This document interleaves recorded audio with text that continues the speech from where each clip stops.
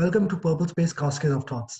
Today we've been joined by an extremely motivational and inspiring individual in the name of Daniel Dake Jr. He's a Nigerian activist and an educationalist, and he runs an organization called Teens for Change. So now I'll let Daniel take the floor. So Daniel, how are you doing?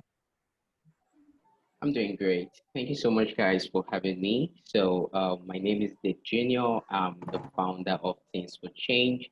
I sort of like will just give you guys a background of myself and how we came about the whole Things for Change. So I grew up in a slum community in Lagos, Nigeria, and growing up, it was very difficult, of course, coming from the slum, trying to see how people like us are being neglected by the so-called government and a lot of people. And so I saw the struggles. I know what it feels like to not have meals, not be able to afford tuition fees. And, most teenagers in my community back then would turn to crime just so they could earn a living and things. So at some point in 2016, it all started in 2015, but in 2016, I said to myself, we have to do something. Enough is happening in our community. We have been waiting for the government to do something, and it's like it's not going to happen anytime soon, and we have to intervene. So that is when I thought to myself, okay, so how can we reduce crimes in my community? How can we engage these young people just so they could stay off crimes? So it all just came to my mind that, okay, since you're a graphics designer, I feel like if you start teaching people skills, they wouldn't see the reason to go out there and maybe rob just to get money and stuff. So that was what the whole idea came about. And when we started with the aim to empower people through skills, that's vocational skills, handworks, ICT related skills, and so on. But along the line, we got to find out that these people couldn't read and write in English.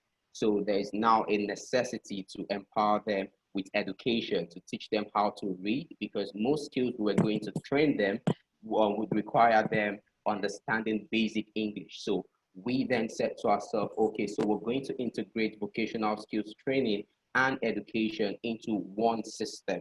And that is all how we started. So I think when we started in 2016, I've always been someone who doesn't get moved by the whole crowd and numbers. So the idea was to empower one child at a time, one street at a time, one family at a time. So we all just started like, okay, we're going door to doors, talking to young people, letting them know how wrong crimes are. They shouldn't be involved in drug abuse and stuff. So they, in the other end, they were asking us, so what would they do? What are the things we could teach them? And that's where the whole idea for Teens for Change came about. So in most times when people ask me, what is Teens for Change? I just tell them it's the same way with the way you're calling the name. It's Teens for Change, and that's what we're doing.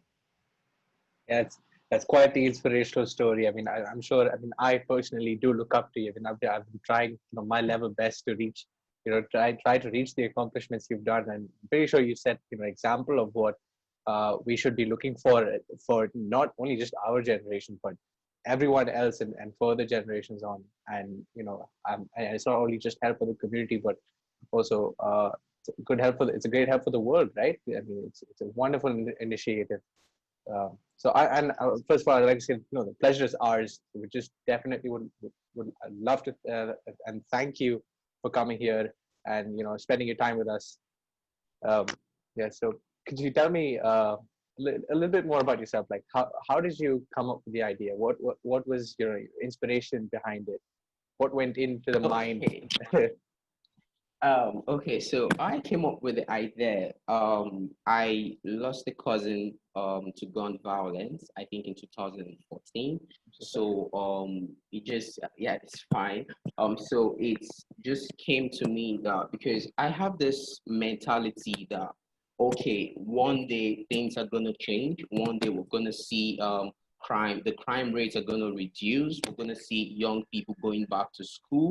And as years goes by, it looks like it's increasing. The crimes are increasing. Young people are dying every day. We have cases of teenage pregnancy. And living in the slum is really, really tough. It's really, really, really tough. So I came about the idea to empower these people through skills, because I felt like if we could teach these people a skill, a handwork, so to say, in Africa, if we could empower these people with skill, it will one way reduce the rate of crimes. Now, the long-term goal is to fight unemployment, right? That's the long-term goal. When you empower people with skills, they become self-employed, they become entrepreneurs, and that way they start earning. So that's the long-term goal. But then we're dealing with people that are a little bit uneducated and people that have seen the rough sides of life. So we said to ourselves that how can we make a difference in the life of these people? And believe me, to these people, to some of them, there's a general conceptualization that the reason why children from slums are not in school is because they can't afford tuition fees. And I think that's really wrong. That's not the general idea. Most times we need to interact with these people to get to know the real problem. And coming from the slum, I knew that wasn't really our problem. The children, the kids, okay, so this is the whole idea. Young people from slum community would rather hawk on the street, would rather sell products on traffic roads just to earn a living than going to school. Yeah. They see that as a means of survival. For some of them, that's a way they feed their families. So we said to ourselves, so we don't want to stop these people from earning. We don't want to stop them from making a living. What we want to do is we want to empower them with more resources. For example, if you were selling on the traffic, we want to ensure that we're teaching you skills like fashion design, how to make shoes, how to make clothes, because we feel like if you can engage people this way, you can in some way reduce crime. So that was the whole idea. I said, okay, so what I'm going to do right now is I'll start reaching out to young people who I meet on the streets every day. I'll start talking to these people about graphics design, how to design using computers and everything. And that was the whole idea. That was the whole idea. But like I've said before, the idea just grew. Like we noticed that there is a lot that needs to be done. We need to reach out to those people, not just with skills this time, but also to empower them with education. So I think in 2017, we started like a back to school campaign where we supported over 110 street children from slum communities to get back to school. And when we started that campaign, it just gave us this idea that, okay, Teens for Change is growing beyond just the family of young people who want to do something. Now we're looking beyond our community because this has become a global, or should I say a continental problem. Children are leaving schools every day. People are leaving schools every day. And we want to keep these people engaged. So what we then said to ourselves is, we want to lobby with the governments in Africa, right? We want to lobby with these people. We want them to integrate vocational skills training into the normal educational curriculum. We believe that by doing so, you are preparing I feel like you're preparing the younger generation for the future of work.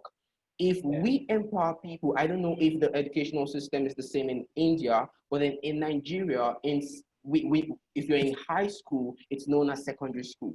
Now, if we empower someone in secondary school for 6 years, it takes someone 6 years to go to the secondary school and graduate to university.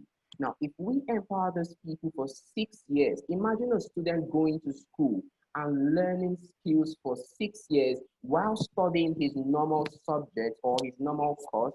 Imagine how he would be in the next 6 years. So that's the idea. That's what we said. We don't want to follow the old tradition. The old tradition says go to school, graduate, and get a job. Now, the question is, are we really getting the jobs? Are there really jobs? That's the question. We need to start asking ourselves, is the old traditional system still working for us? And I feel like it's not, because every year we keep hearing unemployment statistics spiking high and people are losing jobs every year. So while I was doing research, I did a little research and I got to find out that most times it's not like we don't have jobs, right? It's not like there's no job out there to employ people, but I got to find out that we have graduates that are unemployable. Like these graduates are just there, but they are not employable. They don't have soft skills. And I mean, most companies right now want people with experience. And these graduates are Right. just there. All they know is chemistry, physics, and math. That's all they know. And when you're moving out to the labor market, it's beyond just chemistry. It's beyond just math. So we set ourselves this, we need to start teaching this younger generation that while you're going to school, learning a skill is important. Learning a skill is important because if you spend a period of 6 years, just like the saying, learning makes perfect. If you spend a period of 6 years learning a particular skill, by the end of it, you become so good at it that when you get into the university or maybe get into college, it's going to be different. And imagine someone coming out from the university, he has been empowered with skills for a period of 6 years in secondary school and additional 4 years in the university. That's a lot. I mean, that would one way prepare them for the labor market. And Definitely. that's what Teens for Change is doing. But we are taking it from the slum communities and we're going one child at a time and one street at a time. Yeah, in fact, I was just talking to Aryan about this the other day. In the spirit of just 2 decades, the entire dynamic of getting a job and education is it's completely changed.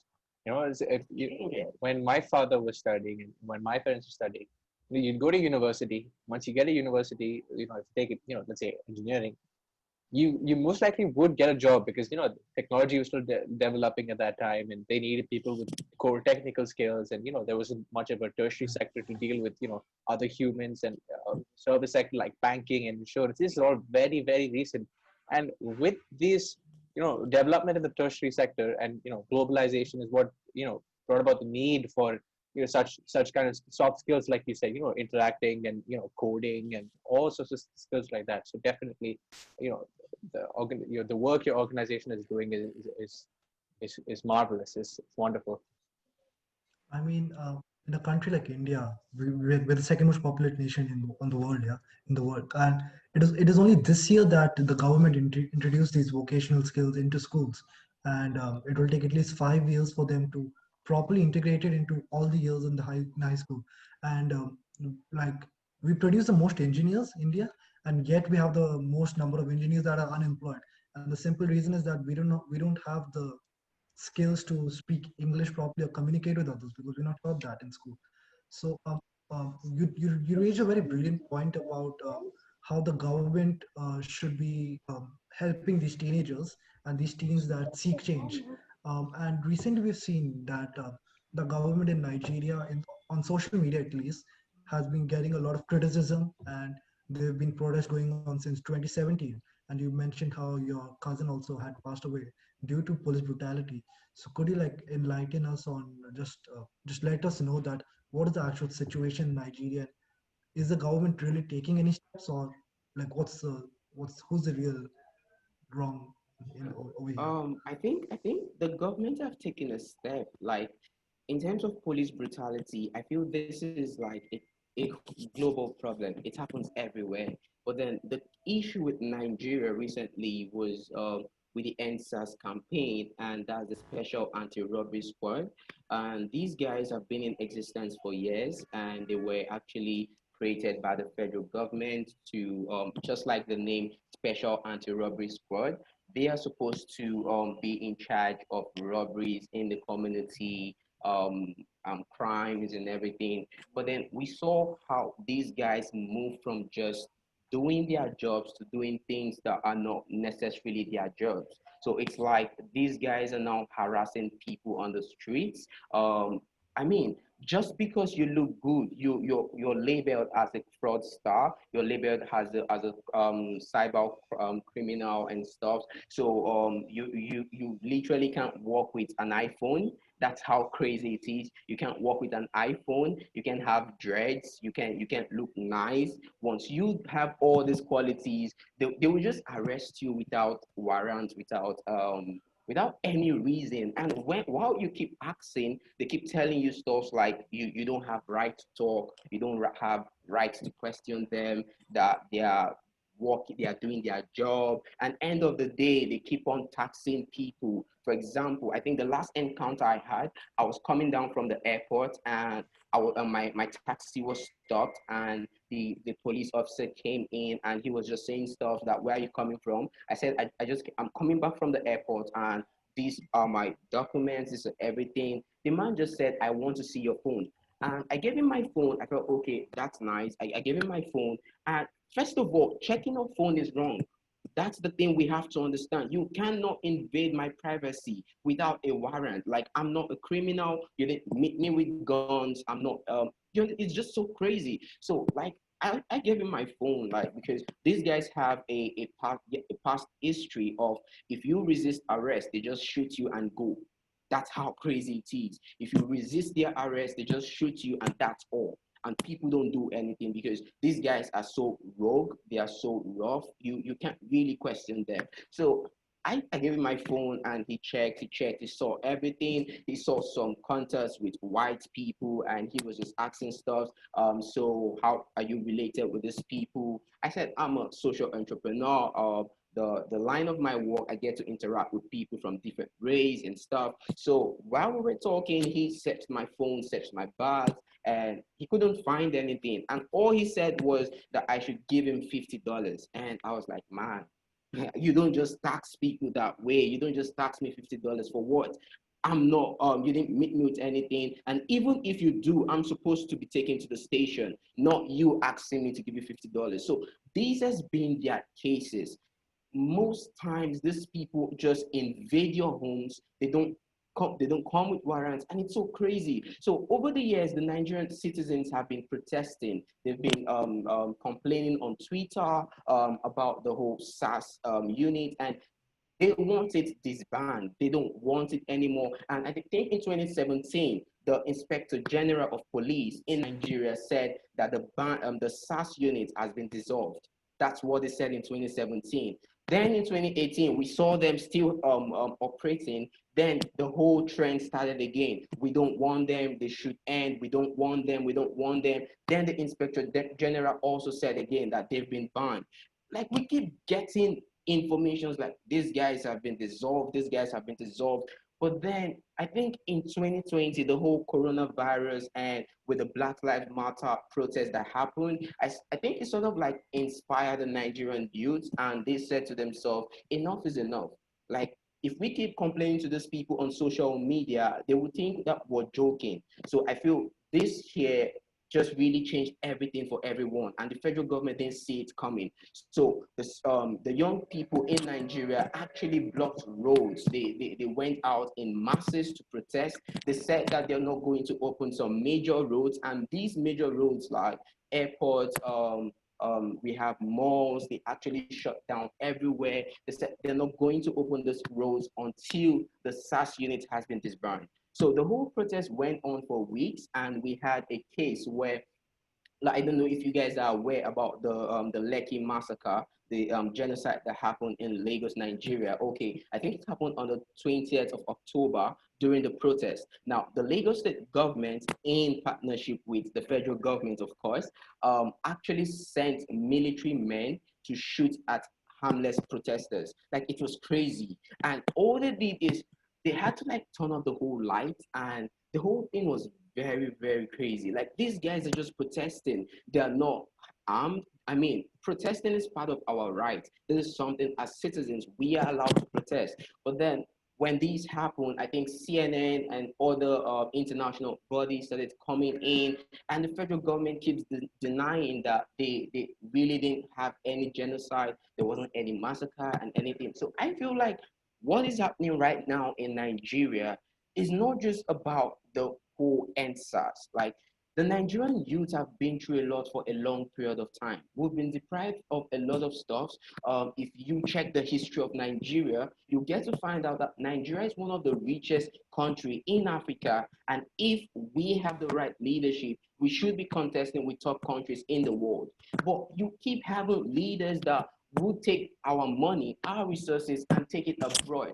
So it's that crazy. And that's the whole, when you are angry at something, it sort of like just accumulates. And that's what happened in October. That's what happened with the whole ENDSARS campaign. It's sort of like, we've had enough. Enough is enough. we want change, and the change begins with the ENDSARS. We don't want the SARS unit. And these times, the Nigerian youth don't want them dissolved. They want them banned entirely. So that's how it all started. Then I think the progress currently is the federal government actually they said that they've dissolved them. Now we have a new unit called SWAT, and that's crazy. Like, if you're coming up with a new unit called SWAT, we all know what SWAT is in America. Those guys are really trained, right? So you can't just come up with a unit called SWAT under a period of 1 week. Like, where have you been training these guys? Like, how professional are these guys? So we're going to find out that most people from the SARS unit are being transferred to the SWAT unit. So it's like the same team with a different name with a different uniform. So it's like we don't understand. It doesn't make sense. So that, I think that they're constantly having court cases. People still say they don't want the SWAT unit. They don't want the same officers, the same people who have been under the SARS unit to also come into the SWAT unit. So that's just what is happening right now. And currently, I just read on the news that they are having court cases. The Nigerian government is actually arresting people that protested. It's crazy. Most influencers are being arrested. Most artists that actually spoke about the ENDSARS campaign are being arrested. To let you know how crazy it is, I think Jack also talk about the whole ENDSARS. That's the founder of Twitter, and a presidential aspirant in Nigeria is actually threatening to drag him to court. That's how crazy it is in Nigeria. You want to drag a whole Twitter founder to court just because he supports the ENDSARS movement. So I feel the whole thing is happening right now that the federal government are trying to like just suppress us. I mean, few months ago, there was like a social media regulation bill that was going to be passed, and the whole idea was they're going to shut down some social media platforms in Nigeria, just so according to them, they said that the social media has done more harm than good, but they know that the social media is a threat to their legacy, it's a threat to what they are doing. So yeah, the whole NSS campaign has been crazy, but if you ask me, it's sort of like shake the government for the first time. And this is like the first wave. And I feel like young people are beginning to see that they matter, their lives matter, their future matter, and they are just standing to their place. Yeah, I think, just 2020 was an eye opener, not just for Nigeria, but for governments all across the world. I mean, things that have been happening in the United States of America and in India currently, there's a lot of protests happening in, Delhi and Punjab. It's scary, honestly. I don't even know what to think of it. And definitely media has played a huge role, and that's what I wanted to know. You mentioned how the government was willing to take Jack Dorsey, the founder of Twitter, to court about his support of the ENDSARS campaign. I just wanted your opinion about what do you think the media has, how big of a role do you think media has in political scenarios and just the overall stability of a company of a country. Talking about the media, now we have to understand that we have different medias, right? There are medias out there that actually support the government. And but if we want to talk about social media, I think Twitter has really, really made a lot of difference in terms of lending voices that are actually being heard. And that's one thing I can't really speak about other continents, but when it comes to Africa, one of the most um, scariest place for most government officials are social media. They don't want people to talk about anything on social media. They don't want people to, because they feel like the social media, that's where we get to like talk about what is happening, how we are feeling, how we to express our opinions and stuff. So let me just give you guys like a short story. During the NSAS campaign, we had a lot of media firms in Nigeria, right? During the NSAS campaign, the federal government actually like made it should I say threaten these guys that they shouldn't air anything NSARS. They shouldn't talk about anything NSARS. They shouldn't post anything NSARS. So it was like the media was just blank. the whole media houses, the TV stations, they were showing sports while people were dying on the streets. They were talking about businesses, they were playing entertainment while people were out there starving. And it's just so crazy to let you know how sad people are trying to manipulate the media and giving the wrong impressions to the world. So I feel like social media is actually changing that. Social media is stepping in as a new era of telecommunication, as a new era of multimedia, as a new era of speaking out. Because back in the days, years ago, the main era, like the main medium of speaking out was like TV stations, the radios, you have to call in. But these days, even when you call in, they tend to like cut you off on some stuff. If you're saying some stuff against their rules, they just cut you off. That's how crazy it is. That's how crazy the whole regulation stuff is becoming. So I feel social media, it's different. Like this is my account, except if the founder of this, and that's what happened with Mark Zuckerberg, with his whole Twitter, sorry, Instagram. While we were doing the ENDSARS campaign, every post we make on Instagram was being flagged as a fake news. Like we were so surprised, and that went on for days until he gave an official speech and he was apologizing that it was a technical error, that he supports the NSAS and everything. So you can sort of like see the whole pressure that comes to social media. It's like social media is a plain space where anything you do is going to show and people are going to talk about it. So you just have to be careful. And this is why the federal government of Nigeria wants it regulated. This is why they don't want the whole Twitter. Twitter is like the main aim. Like the main aim right now is Twitter, because they feel like Twitter is like a free platform that everybody gets to say anything. And it's really, they are both good and bad, but I feel like it's good because we get to hear things. The ENDSARS campaign wouldn't have been successful without the platform Twitter. And till today, we're so grateful that we have a platform that we can actually speak out. If it were left to the radio stations, believe me, the ENDSARS campaign wouldn't have gone far. It wouldn't have gone out of Nigeria, not to talk about leaving Africa as a whole. So Twitter actually made that happen. That's to let you know the new era of multimedia, the new era of communication. It has gone beyond the whole radio and television broadcasting, the newspapers, because these guys have been regulated and we don't want them. They've been regulated. We want to deal with a platform that's not been regulated, and it's social media. Yep, you touched on a brilliant topic, like a topic over here, how social media is really helping the youth in the nation speak out. And you also talked about how the youth in Nigeria are the people that really want the youth change, and they were the ones that were protesting on the front line. And and your organization, Teens for Change, you guys are helping these youth that want the change to also change themselves and become better humans, and potentially they can go on in the future and actually be the leaders of Nigeria that Nigeria so very well deserve. So can you tell our viewers, the people who are watching us right now, how they'll be like, how as the youth they can empower themselves, they can empower their younger siblings to become better people, to gain better skills and actually help their country in overall, because we are the people in every nation. The youth is the ones that want the change. So how can we be the change? Whoa, that's deep. Okay, so first of all, there's been an illusional theory that young people are the leaders of tomorrow. And I feel like that's the whole barrier that is actually holding us back.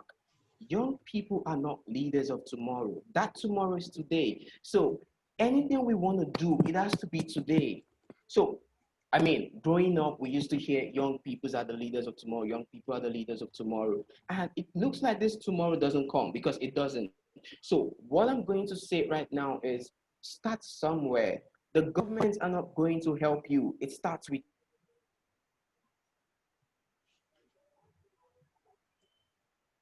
you. And anytime soon, it's your community, it's your your problem. You have to look for a way to solve it. And in terms of doing this, the reason why young people have to step up to become leaders in their community is because people that are affected by these problems are your loved ones. They are your friends. So you have to do something if you really care about them. And it doesn't have to be big, right? It doesn't have to be you changing 1 million lives at a time. It doesn't have to be you feeding 1 million people. It starts with just one person. If you have a lot of clothes and you feel like, I have clothes that I'm not putting on, come on, share it with someone. If you have a lot of meals and you feel like, oh, I can share with someone, go ahead. We're all changing the world in the capacity that we can. And if you are waiting till, when I have 1 million US dollars, I'm going to start changing my world. No, baby steps are welcome. It starts small. And while you're starting, you begin to grow. And that's the whole idea with Teens for Change. We set to ourselves, it's one street child at a time. So that's one thing I would say to you is identify a problem in your community, a problem that you can relate with, a problem that you have been affected by. Look for a way to solve it. Be innovative. And being innovative doesn't mean thinking outside the box. No. You can modify solutions that have been there. You can modify things. So look for a problem, identify what you want to do, and start small. Start with what you have. Start with what you have, and that's all I can say. That was a brilliant answer, and I think so. That meant a lot to me and Mahir, and it will definitely mean a lot to the people hearing and watching this episode. So, on this note, we'll be ending. So, Daniel, it was great having you, and I hope you had a great time. Um, and To end this, could you like let the people know where they can find you, where they can find Teens for Change on social media platforms, and like their IDs and all? Okay, so you can find me. I'm not so much about social media type, but you can find me on Instagram at I am Dake Jr. That's IAM Dake Dake, then Junior JR. So I am Dake Jr. on Instagram. I am Dake Jr. on Twitter and on LinkedIn. Daniel Dake Jr. Full. And you can find our works. You can search us on Google, the Teens for Change Foundation, or you can search Daniel Dake on Google. You can find us on Instagram at the Teens for Change.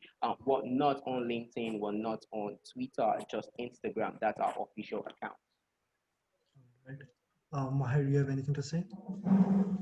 No, no, I would just like to continue what Aryan said. Just it was a great honor of and a great pleasure of making your acquaintance, and I would like to thank you for your time. And I just wanted once again, thank you for the work you're doing, and good luck for the road ahead. Thank you. Yep. Yeah, that was perfect. Mahir, you can stop the recording now.